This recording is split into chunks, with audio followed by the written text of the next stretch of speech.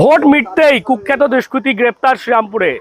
জানেন যে ভোট চলাকালীনই বিভিন্ন জায়গা থেকেই যাদের নামে বিভিন্ন অভিযোগ রয়েছে তাদেরকে গ্রেপ্তার করা হয়েছিল এবং এরই মধ্যে কিন্তু বেশ কিছু কুখ্যাত দুষ্কৃতী তারা কিন্তু এলাকা ছাড়া ছিল এবং দেখা যাচ্ছে যে ভোট মিটতেই তারা আবার এলাকায় ফিরছে এবং যেমনটা অভিযোগ উঠছে হুমকি হুঁশিয়ারি দেওয়ার, এবং সেই রকমই অভিযোগ পেয়ে শ্রীরামপুর থানার পুলিশ যেমনটা জানতে পারছি আমরা তিনজনকে গ্রেপ্তার করেছে। ভোটের সময় এলাকা ছাড়া থাকলেও ভোট মিটতেই এলাকায় ঢুকে হুমকি তোলাবাজির অভিযোগ রয়েছে তাদের বিরুদ্ধে।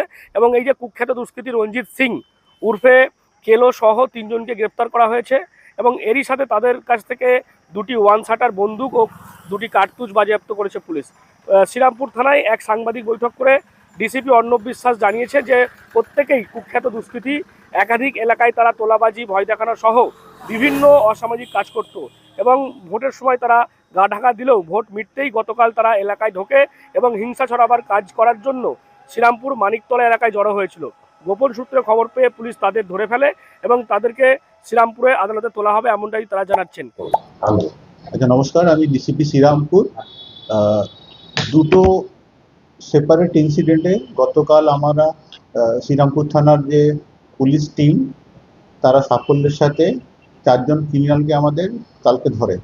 কালকে বেলার দিকে আমরা খবর পাই মাহেশ এলাকায় কুখ্যাত ক্রিমিনাল, এর আগেও কেস রেকর্ড রয়েছে, রঞ্জিত এলিয়াস কেলো, ও এলাকায় দলবল নিয়ে ঢুকেছে। প্রাইমারিলি আমরা চেস করে ওখান থেকে 3 জনকে প্রথমে ধরি। তাদের কাছে আর্মস মানে ওয়ান শাটার, যেগুলো আপনারা একটু আগে আমরা ডিসপ্লে করলাম, আর শাবল এই জাতীয় ইমপ্লিমেন্টিং আর্টিকেলস পাওয়া যায় 3 জনের সাথে আলাদা করে। এবং পরবর্তীকালে কেলোকে আমরা আর্মস সমেত আলাদা জায়গা থেকে ধরে ফেলি। আমাদের ভোট নির্বিঘ্নে শান্তিপূর্ণভাবে শেষ হয়েছে, আপনারা নিজেরাও জানেন। ভোট পরবর্তী সময়ে এলাকায় কোনো বড় ধরনের কোনো ঝামেলা হয়নি। তো তার মধ্যেও এরা কি কারণে এলাকায় ঢুকেছে, এলাকায় শান্তি শৃঙ্খলা বিঘ্নিত করার চেষ্টা করছে, আমরা সেগুলো খতিয়ে দেখছি। এদেরকে স্পেসিফিক কেসে অ্যারেস্ট করে আমরা এদেরকে পুলিশ কাস্টাডিতে নিয়ে আসবো। কি উদ্দেশ্যে জড়ো হয়েছিল, কি কারণে, সেটা আমরা পরবর্তীকালে খতিয়ে দেখব।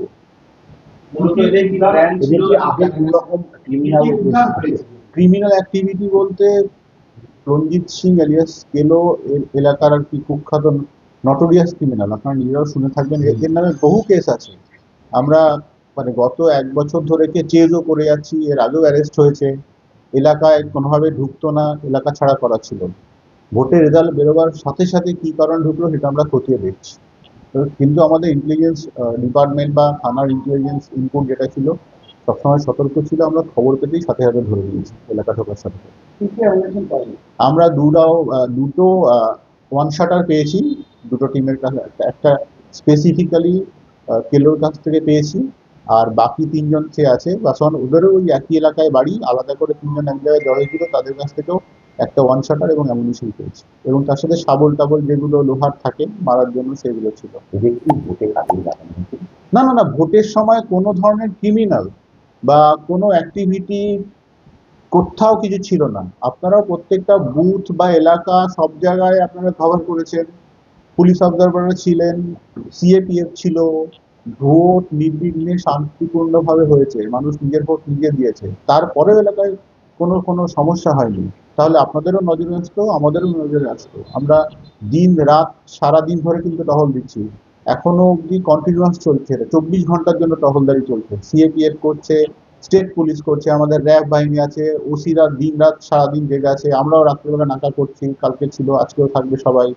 এই ধরনের কোনো ক্রিমিনাল অ্যাক্টিভিটি ভোটের সাথে কিছু যুক্ত আমরা পাইনি। ইনফ্যাক্ট যারা ট্রাবল মঙ্গার ছিল তাদেরকে আমরা থানায় হাজিরা, তাদেরকে প্রিভেন্টিভ অ্যারেস্ট করে যাতে কোথাও কোনো সম্ভাবনাই না তৈরি হয় সেইটা আমরা করে রেখেছিলাম।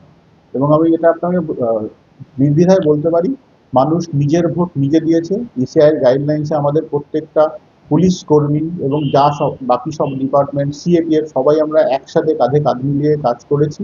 তার ফলস্বরূপ শ্রীরামপুর সাব ডিভিশনে কোথাও কোনো সামান্যতম কোনো ইনসিডেন্ট আপনাদেরও চোখে আসেনি। আমরাও মানে খুব ভালোভাবে ভোটটা করাতে পেরেছি এবং আজকের দিনেও শান্তি শৃঙ্খলা সব বজায় আছে। সেগুলো আপনারাও জানেন। এরকম কোনো অ্যাক্টিভিটিস আপনাদের দেখা যাচ্ছে?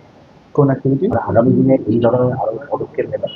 না না, আমরা এই ধরনের পদক্ষেপ বলতে ক্রিমিনাল বা কোনো রাউডি এলিমেন্ট বা যারা ট্রাবল তৈরি করে এলাকায় তাদের আগেও অ্যাকশন নিতাম, পরেও নিতে থাকবো, এটাই আমাদের কাজ। কিন্তু ভোটের গণনা শেষ হওয়ার পরে বিক্ষিপ্তভাবে বিভিন্ন জায়গায় গণ্ডগোল শুরু হয়েছে।